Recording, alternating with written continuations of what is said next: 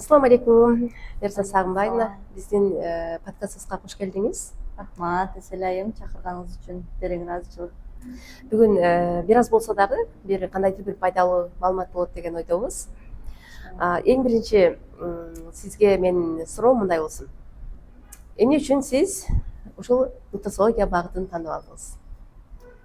Негизи эле мен өзү биринчи кесибим боюнча акушер-гинеколог, врач, көп жылдар роддомдо иштегенмин, төрөт бөлүмүндө. Бирок декреттен кийин кайра кайткым келбеди. Себеби бир жерде өсүүнү көрбөдүм. Биз мисалы биз гинекологдор аял затын дарылаганда бир гана жатын системасын карайбыз да. Же болбосо башка кесипти алсак, мисалы невролог, ал бир гана нерв системасын карайт, кардиолог жүрөктү карайт. Бирок организм бул бир бөлүнбөй турган, бөлгөнгө болбой турган система, органдар бүтүн болгон үчүн бир жагын дарыласак, бирок бир жагы калып кетет. Же болбосо толук дарыланбай калат. Ошондуктан мен көп жыл бул суроо өзүмө көп жыл бул суроону берип, кантип бир мындай организмди комплекстүү карап, бир гана орган системаны карабай, баарын бир караган кандай илим бар экен деп изденип жүргөндө нутрициология багыты мага аябай кызык болду. Нутрициологияны бир академияны бүткөндөн кийин мен кайра өзүмдү билимим аз окшойт деп кайра экинчи академияга тапшырдым. Аны окуп жатып дагы башка академияга, өз негизи медицинада канча көп билсең, ошончо аз билгендей сезилер экен да. Ошондуктан азыркы убакка чейин окуйм. Азыр Россия мамлекетинин академиясын окуп жаткан мезгилим, Франция мамлекетинин академиясын окуп жаткан мезгилим. Буюрса, Кудайым буюрса, ошол быйыл ушул жылдын аягы экөөнү тең бүткөнгө аракет кылам. Аябай кыйын окуш, мындай үй бүлө менен, жумушуң менен бунун баарын кошуп окуш кыйын. Ар 2 ай сайын чет мамлекетке чыгып келиш абзел, себеби дегенде ал чет мамлекетте окутулат. Бирок ошого карабай бунун үзүрүн мен гана эмес, ушул эл көрсүн деген ойдо окуп жатам. Буюрса көп дагы ийгиликтерге жетишебиз деп ойлойм. Бунун эң биринчи жетишкендиктерин азыр эле көрүп жатам детокс программадан. Себеби дегенде детокс программаны жасаганда аябай көп сонун отзывдарды алабыз, көп жылыштар болот, көп өзгөрүүлөр болот. Детокс программага көбүнчө аял кишилер катышкан үчүн ушул аял кишилерде аябай чоң өзгөрүүлөр болот.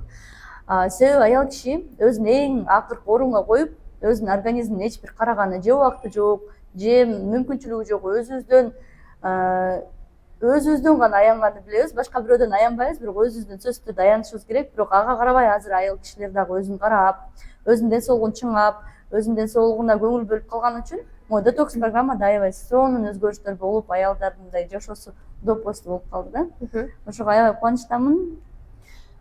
Мен өзүм дагы сиздин детокс программаңыздан өткөн кишимен. Мисалы, мен да бир күн мындай болду. Бир врачка көрүнгөнгө бардым. Көрүнгөндөгү биринчи менин мындай болду себеби. Менде өзүмдө этек кирүү учурунда кан коюу болуп, ошондон кыйналдым да. Анда мени эмнеге жөнөтүштү? Терапевтке. Бир клиникага терапевтке кирсем, мага сен неврологко бар деп айтты, невропатологко бар деп айтты. Ошентип бизде система ошондой да. Анда мен айттым, невропатолог эмне тиешеси бар, мен каным коюп атса дедим да. Десем, анда гинекологко бар дейт. Гинеколог деген ал жатымды көрөт го дедим. Мен вообще каным коюп атпайбы дедим да. Каным коюп атат. Аны суюлтуу керек деп атам да. Анан десем, убактылуу суюлтуучу бир таблетка жазып берип коюп атат да. Бирок ал эмне үчүн коюлуп атат деген нерсе менен чын эле иштебегени мени да таң калтырды. Мен детокс программасынан бирок чын эле ушул нерсени шпасын таптым деп айтсам болот. Анан дагы сизге өзүңүз баягы гинеколог экенсиз да. Мен ушул тараптан ушундай суроо бергим келип атат. Азыркы учурда 2-1 аялда эндометриоз же болбосо полип, миома, киста деген мисалы айымдар менен иштеген үчүн өтө көп да. Анын башкы себеби эмнеден болушу мүмкүн? Негизи биз мисалы гинекологдор ошол эле эндометриоз же болбосо миома, ошого окшогон көйгөйлөрдү, бир гормоналдуу дисбаланстарды мындай биз анын гинеколог врачтар симптомдорун гана дарылаганды билет да. Бирок анын башкы себебин эмне үчүн келип чыккан, симптомдорду убактылуу аны жакшы кылып койсо болот. Бирок кайра эле ошол ичкен дарыларды токтотуп, кайра эле бир убакыт өткөндөн кийин ал кайра кайтып келет, ал симптомдорчу. Бунун бир негизги себебин жок кылмайынча баягы боло кайра боло берет. Бунун себеби эмнеде деп ойлойсуз?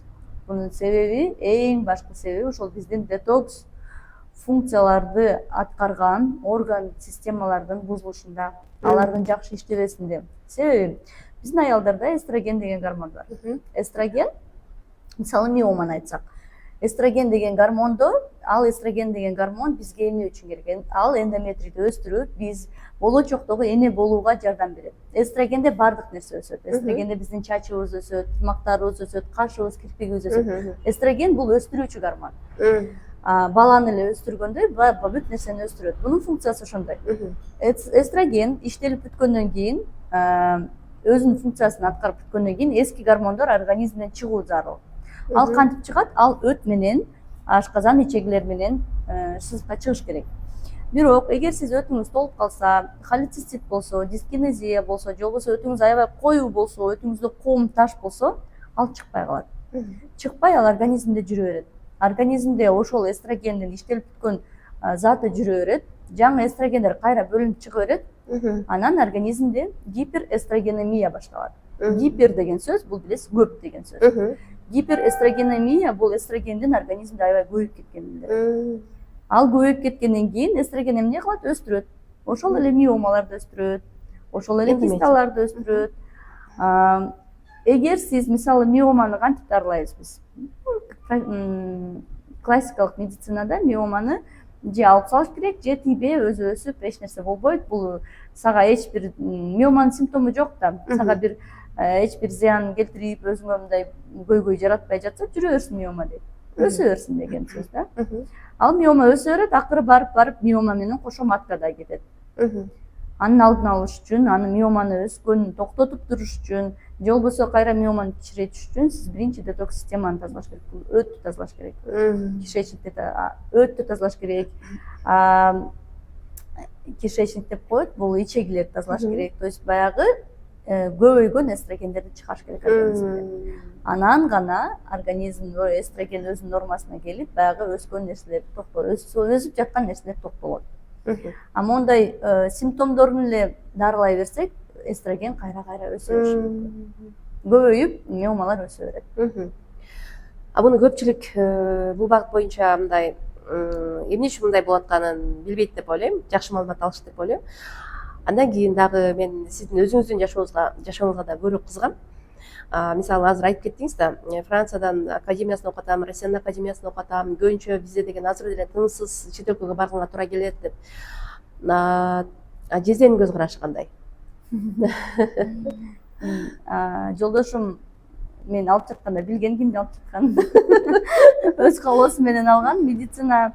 Медицинада өзү негизи мен роддомдо иштегенде да буга макул болчу. Себеби мен күнү түнү дежурствада турчумун, үйдө жок болчумун, көп нерселерге жетишпечүмүн үй жумуштарына, бирок ошонун баарына туура көз караш менен карап, мени дайым колдойт. Мени өзү биз экөөбүз үйлөнүп жатканда эле айткан, мен сага чоң клиника ачып берем деп.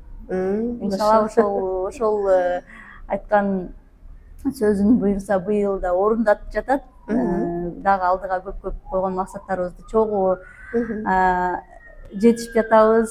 Кудайга шүгүр. Дайым мени колдойт. Дайым мен жумушумду түшүнүп, ошол чет мамлекетке чыгып кетип жатсам дагы эч бир жок, барба сен ал жака эмне кыласың, үйдө отур деп айткан эмес. Макул барып кел, оку, адамдарга пайдаң тийсе болду, ушул үй бүлөгө пайдаң тийсе болду деп мындай карьерама тоскоол болбогон үчүн, мага дайым колдоо көрсөткөн үчүн мен ушул жетишкендиктерге жетип жатам деп ойлойм. Себебинде жолдошум каршы болгондо мен бул көп нерселерге жетишпей, окуй албай, иштей албай жүрмөкмүн. Ошого учурдан пайдаланып рахмат. Анан дагы мен сизден байкаганым, азыркы учурда ушундай детокс программасы менен кошо көбүрөөк жаш балдар менен иштөөнү тандагансыз. А эмне үчүн жаш балдарды көбүрөөк тандадыңыз? Эмне себептен жаш балдарга көбүрөөк басым жасайсыз?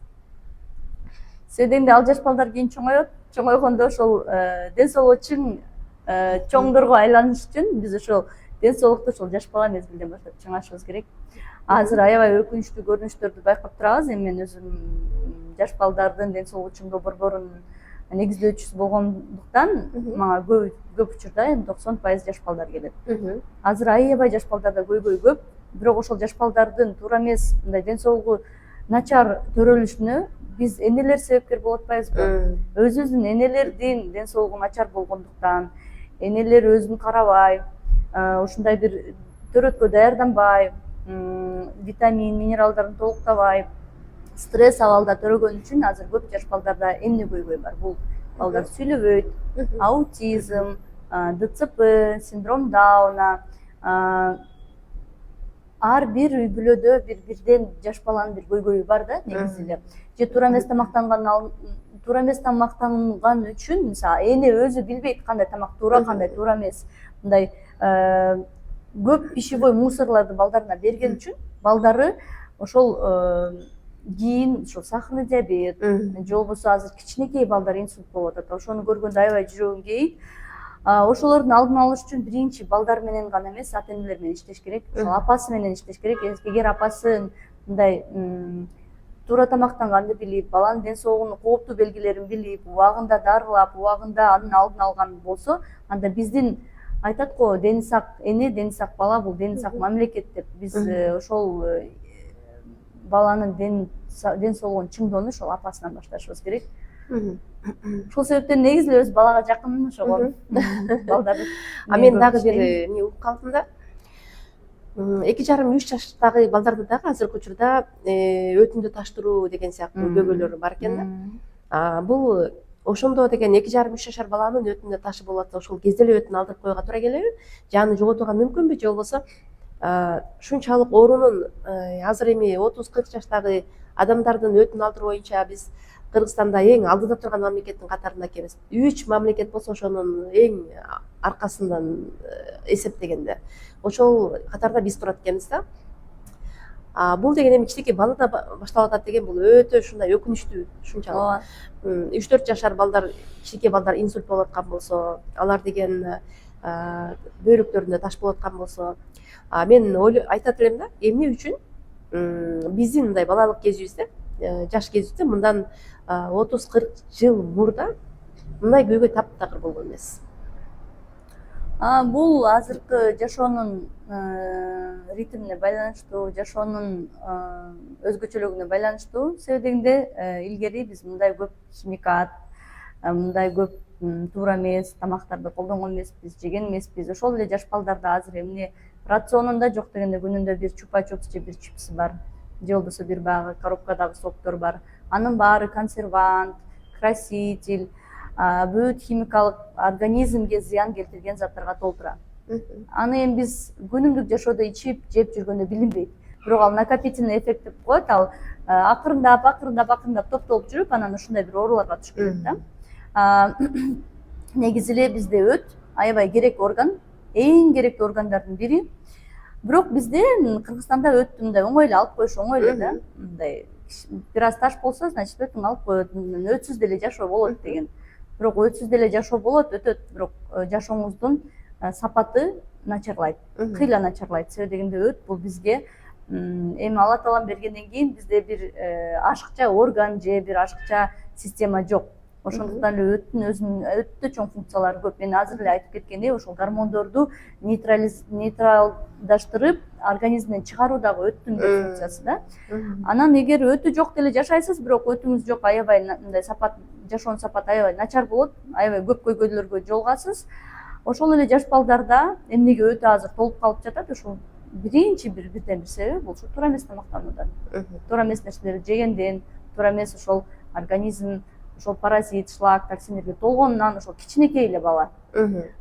Эгер ушуну туура көйгөйгө ата энесине түшүндүрүп айтып ошонун алдын алса мындай көрүнүштөр болмок эмес. өзүңүз деген канча академияны окусаңыз дагы өзүңүз гинеколог болуп анан нутрициологияны тандап алганыңызды, азыркы учурдагы адамдардын көп көйгөйүнөн тандап алганыңызды түшүндүк.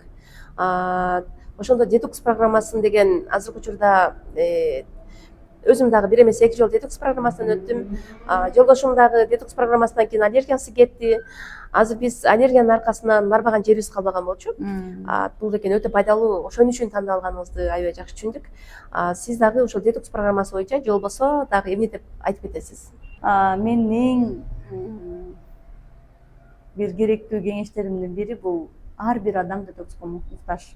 Өзүн азыр жакшы сезип жүрсө деле, мен өзүм деле мисалы жылына 3-4 жолу детокс программадан өтүп турам. Бул деген эмнеге мен детокс программаны өтүшүм керек деген суроолор да болушу мүмкүн да. Мен бир жакшы эле жүрөм, мен эч жерим оорубайт, эч бир органдарымда бир нарушение жок. Бирок мен эмнеге детокс, эмне кылам деген суроо да болушу мүмкүн. Бизде азыр токсин, шлак, паразиттер деген бүт бар жерде.